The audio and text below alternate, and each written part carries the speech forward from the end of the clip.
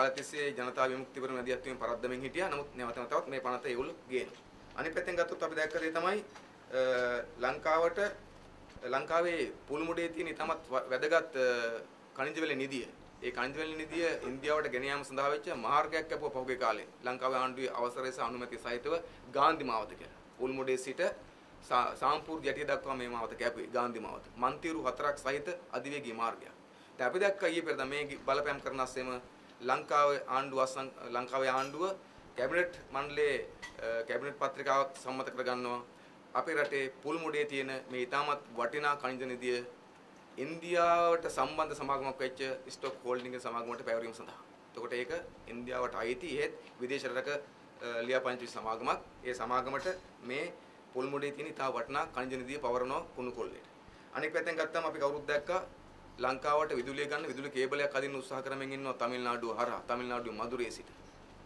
ඊළඟට ලංකාවේ තිබිච්ච මන්නාරම් ද්‍රෝණයේ තෙල් සම්පත අපි හොයාගත්තා. ඒ තෙල් සම්පත ගොඩ ගැනීමේදී එක තෙල් භූමියක් ටෙන්ඩර් පටිපාටිකින් තොරව ඉන්දියාවට මේ ආණ්ඩුව ලබා දුන්නා. කප්පම් විශාල ප්‍රමාණයක් දීලා තියෙනවා.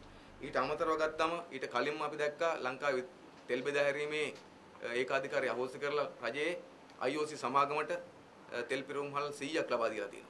මෙහෙම ගත්තට පස්සේ මහා නැවුතෙල් ලංසේ කෑලි වලට කඩලා කොටසක් ඉන්දියාවට ලබා දීලා තියෙනවා. ඊළඟට දකුණේ ගාල්ල සිට මාතරට මුදුබර දුම්රිය මාර්ගයේ නැවත ඉදිකිරීමේ කොන්ත්‍රාත්තු ඉන්දියාවට ලබා දීලා තියෙනවා. දැන් මේ ටික ඔක්කොම එකතු කරලා ගන්න එක චිත්‍රයකට.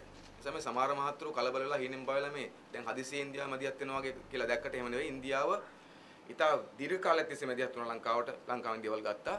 දැන් මහින්ද රාජපක්ෂ මහත්තයාගේ ආණ්ඩුව ආවට පස්සේ මහින්ද රාජපක්ෂ මහත්තයා හොඳටම බය කරගෙන ධනගස්සෝගෙන නිවට කරගෙන ඉන්දියාව විවිධ බලපෑම් කරමින් මේ ප්‍රශ්නය හරහා විශාල ප්‍රමාණයක දේවල් අරන් තියෙනවා. කප්පම් ගොඩක් අරන් තියෙනවා. අනිත් පැත්තෙන් ගත්තොත් එimhe දේශප්‍රේමීට පෙනීන මහින්ද රාජපක්ෂ මහත්තයාගේ ආණ්ඩුව ඉන්දියාවට මේ කප්පම් දීලා තියෙනවා. කප්පම් දෙමින් තමයි අපට පෙන්වන්නේ බොරුවට දැන් මේ කොටි පරද්දලා රට එක්සත් කරන හදනවා කියලා. රටේ ජාතික නිදහස දිනන හදනවා කියලා. නමුත්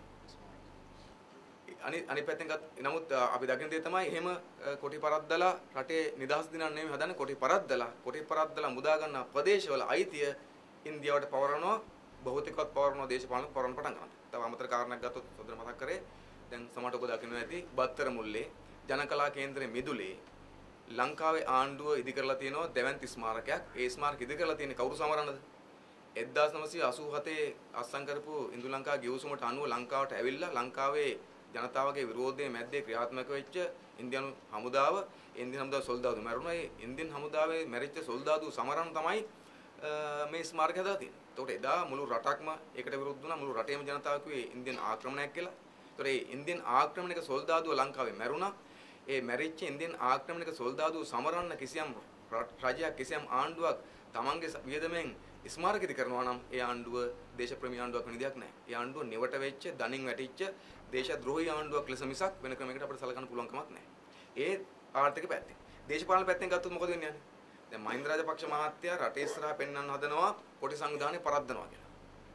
බෙදුම්වාදී ත්‍රස්තවාදයේ පරාජයටපත් කිරීම සඳහා කළ යුතු අරගලය ත්‍රස්තවාදයේ පරාජයටපත් කිරීම කියන කාරණට ලඝු කරලා ත්‍රස්තවාදයේ පරද්දනවා. මේ අතින් දකුණු අතින් වම් අතින් බෙදුම්වාදයේ පෝෂණය කරනවා.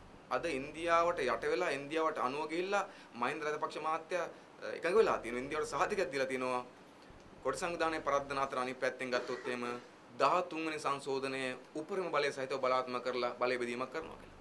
දැන් ඊයේ පෙරේදත් අපි දැක්කා මහින්ද රාජපක්ෂ මහත්තයාගේ ආණ්ඩුව කැඳවුව සර්වපාක්ෂ සමුළුව. අර පැත්තේ කරුණානිධි මහත්තයා කැඳවන සර්වපාක්ෂ සමුළුව, මේ පැත්තෙන් මහින්ද රාජපක්ෂ මහත්තයා කැඳවන සර්වපාක්ෂ සමුළුව. 2006 සර්වපාක්ෂ සමුළුවක් කැඳවලා ඒ සර්වපාක්ෂික සමුළුවෙන් සර්වපාක්ෂික නියුක්ත කමිටුවක් හදලා එයට බාර දුන්නා ජාතික ප්‍රශ්න දේශපාලන සුමක් හොයන්න කියලා. එතකොට ඒ සඳහා දේශපාලන සුමක් හොයන්න ඕනකම තිබුණේ ඒ අය තිබිච්ච ජනවරමට අනුව. නමුත් ඊට එහාට ගිහිල්ලා බර්ගොෆ් වගේ ජාත්‍යන්තර ආයතනවල යෝජනා මාලාවක් අරගෙන බලය බෙදීම යෝජනා මාලාවක් හදුවා මේ සර්වපාක්ෂික කමිටුව. ඒ යෝජනා මාලාව පිළිගත්ත මහින්ද රාජපක්ෂ මහත්තයා පිළිඅරන් දැනටම ක්‍රියාත්මක කරනවා. ඊළඟට ඊයේ පෙරදා සර්වපාක්ෂික සමුළුව නැවත කැඳවන්නේ කිසිවකට නෙවෙයි අර බලය බෙදීමේ යෝජනා මාලාව ඉස්සරහට ගෙන යන්න. නිසා යා ඉන්දියාවට කියනවා බය වෙන්න එපා.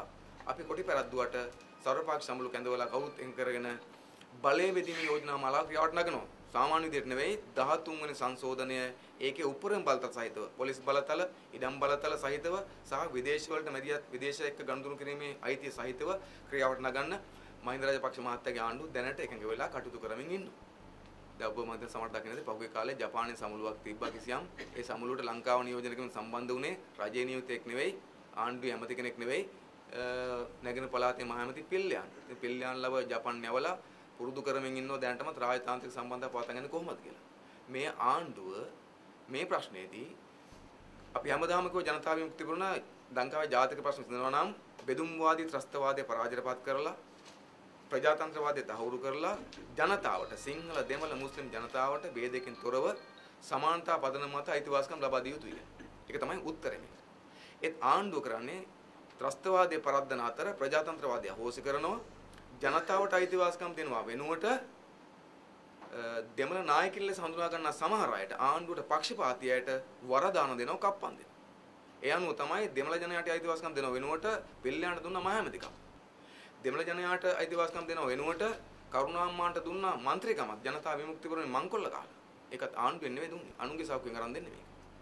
ඉතින් අපි ගහනවා කරුණානිදි මේ පිල්ලයන් මහමැති කරවලා දෙමළ ජනයාට විසඳන ප්‍රශ්නේ මොකක්ද? එහෙම නැත්නම් කරුණාට മന്ത്രി දුරයක් ලබා දීලා දෙමළ ජනතාවට ලැබෙන්නේ මොනවද? දෙමළ ජනතාවට යමක් දෙනවා වෙනුවට දෙමළ ජනතාව දිනා ගන්නව වෙනුවට මෙතෙක්කල් කරපු හැම ආණ්ඩුවක් කරන විදිහම ගොංකම මේ ආණ්ඩුවත් කරනවා. ඒ තමයි ජනතාව දිනා ගන්න නැහැ. ජනතාවට අයිතිවාසිකම් දෙන්නේ නැහැ. ඒ වෙනුවට තෝරාගත්තු Tamanට අවනත නායකින්ට කප්පන් වරදාන නැත්නම් වරප්‍රසාද ලබා දීමක් තියෙනවා. මේ සමස්තය ගත්තට පස්සේ අපි දැකීමෙන් තියෙන මෙතන ටිකක් බරපතල නාටකමක් තියෙනවා. ඒ නාටකම වෙන බොරු වලින් වහන්න පුළුවන් කමක් නැහැ. ඉන්දියාව දේශපාලන ආර්ථික යුතුයමේ පැත්තෙන් අපට බලපෑම් කරමින් අවස්ථා තෝරාගෙන බලපෑම් කරමින් ලංකාවේ ආර්ථික සම්පත් කොල්ල කනවා. ලංකාවේ දේශපාලනේ Tamanට අවශ්‍ය හසුරුවන්න අවශ්‍ය කරන ප්‍රතිපත්ති නිර්මාණය කරගන්නවා. ලංකාවේ බලය බෙදීමක් කරලා උතුරු නැගෙනහිර පළාත් දෙක ලිහිල් පාලනයක් බවට පත් කරලා ඒකට ඉන්දියානු රූකඩ දමාගෙන ඉන්දියාවට අවශ්‍ය ලෙස හසුරුවන්න අවශ්‍ය වටපිටාව නිර්මාණය කරගනිමින් ඉන්නේ. ඒ නිසා තමයි පිල්ලයන් මහමැති වෙන්නේ. උතුරු පළාතේ කිලිනොච්චි අල්ලගත්තට පස්සේ පළාත් සභාවක් ආවොත් ඒකේ මහමැති වෙන්න පුළුවන්කම තියෙන ඉන්දියානු රූකඩයක්. පසු කාලෙක මේ උතුරු පළාත් සහ නැගෙනහිර පළාතේ පළාත් සභා දෙක එකතු කරගැනීමේ උත්සාහයකට නැවත ඒක යන්න පුළුවන්කම තියෙනවා. ඒ විශේෂයෙන්ම ගත්තොත් මේ මොහොතේදී ඉන්දියාව වැඩිපුරම අපේ රටේ සම්පත් වල ප්‍රමාණය අරන් තින්නේ උතුරු සහ නැගෙනහිර පළාතෙන්. නැගෙනහිර පළාතේ තමයි අර මං කලින් කිව්ව වර්ග කිලෝමීටර් 675 විශේෂ ආර්ථික කලාපය තියෙන්නේ. උල්මුඩේ කනිජ වල නිදිය තියෙන්නේ. සාම්පූර් ජැටිය තියෙන්නේ. සාම්පූර් වලදී කරන විදුලි බලාගාරය තියෙන්නේ. අනිත් පැත්තෙන් උතුරු පළාතට අයිතිව තමයි මන්නාරම් ද්‍රෝණියේ තෙල් සම්පත කොට ගැනීම තියෙන්නේ. සමේ උතුරු සහ නැගෙනහිර පළාතට අයිති දේවල් ටික ඊට අමතරව ගත්තොත් උතුරු පළාතේ කංකසන්තුරේ සිමෙන්ති කම්මල. ඒක ඉන්දියාවේ බිර්ලා සමාගමට දෙන්න උත්සාහ කරමින් ඉන්නවා. හුණුගල් නිදියත් සමග. උතුරු සහ නැගෙනහිර පළාත්වල තියෙන කනිජ සම්පත් විශාල ප්‍රමාණයක් ඉන්දියාව දැනටමත් Taman සතු කරන් ඉන්නවා. ඒක තහවුරු කරගන්න ඒ අය ඒ පළාත්වල Tamanගේ රූකඩ පාලනයක් හදා ගන්න ඕන. ඒ පාලනය හදා ගන්න අවශ්‍ය කරන ආර්ථික දේශපාලන මැදිහත් වීමට අවශ්‍ය කරන කප්පන් ටික ගන්නවා මේ ආණ්ඩුව එක දෙනවා. ඒ ගැනීම සඳහා වෙච්ච බලපෑම පිටින් පිට කරනවා. දැන් මේ මොහොතේ ටිකක් වැඩිපුර බලපෑමක් කරනවා. ඒ නිසා අපි දකිමින් ඉන්නේ ආණ්ඩුව මෙන්න මේ බලපෑමට මැදි වෙලා යට වෙලා ඉන්දියාවට තව තවත් දේවල් දෙන්න ලෑස්ති වෙලා තියෙනවා. ඉතින් ඒ නිසා දැන් සමහර මහත්තුරු කලබල වෙලා ඉන්දියානු විරෝධය පිළිබඳ හදිසියේ ඇහැරිලා තමිල්නාඩුව කලබල වෙච්ච ප්‍රමාණයට ඒගොල්ලොත් කලබල වෙලා ලංකාවේ ආණ්ඩුව සහ ඉන්දියාවේ දිල්ලි ආණ්ඩුව දෙකම බේරාගෙන තමිල්නාඩුව මත වරද පටවලා මේ ප්‍රශ්නේ ජනතාවගේ අවධානය වෙන පැත්තට යොමු කරන්න උත්සාහ කරමින් ඉන්නවා. අපි කියනවා ඒක වංචාවක්, ඒක කපටිකමක් මේ කරන්නේ. සයි කපටි ආරක්ෂකයෝ රට රකින්න අය නෙවෙයි. මේ ප්‍රශ්නේ ඇත්ත හංගලා ඇත්ත අනතුරු හංගලා තමිල්නාඩුව පැත්තට ජනතාවගේ අවධානය යොමු කරවලා ඉන්දියාවේ දිල්ලියයි ලංකාවේ කොළඹ මහින්ද රාජපක්ෂගේ ආණ්ඩුව එකතු වෙලා කරන් යන මේ ජනතාවට විරුද්ධ ක්‍රියාවලිය වහන්න උත්සාහ කරමින් ඉන්න නිසා අපි එක පැත්තකින් අවධාරණය කරන බල කරගෙන ඉන්දියාවට ලංකාවේ අභ්‍යන්තර ප්‍රශ්න වලට ඉන්දියාව මැදිහත් වෙන්න එපා. ලංකාවේ ඉන්දියාවේ මිතුරෙක් තමයි.